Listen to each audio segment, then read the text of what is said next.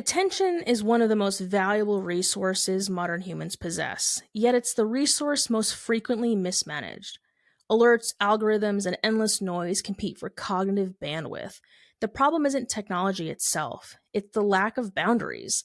Digital discipline is the ability to take back control of attention, environment, and perception before overstimulation turns into exhaustion.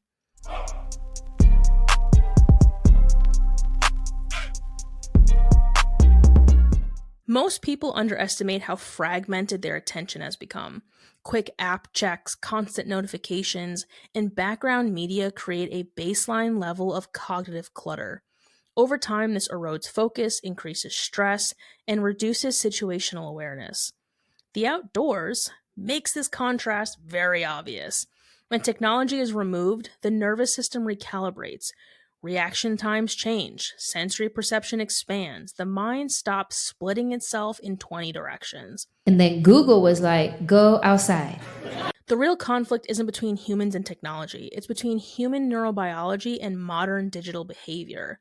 The brain evolved for pattern recognition and environmental awareness, not perpetual interruption. Research in cognitive psychology shows that constant digital multitasking reduces working memory capacity, slows task switching efficiency, and increases mental fatigue. Science! Studies demonstrate that intermittent notifications, even when ignored, lower performance by disrupting the brain's attentional cycles. Neuroscience research indicates that overstimulation elevates baseline stress hormones, which impacts emotional regulation, decision-making, and sleep quality. Conversely, periods of digital withdrawal improve cognitive endurance and reduce perceived stress.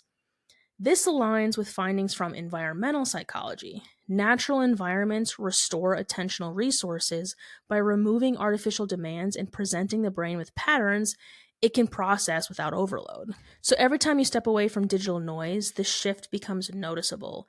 Sounds gain texture, colors appear richer, your reaction time slows, not in performance, but in perception. You have more space between stimulus and response. Even small changes, placing your phone in your backpack, silencing notifications, or setting intentional windows for digital interaction, resets attention.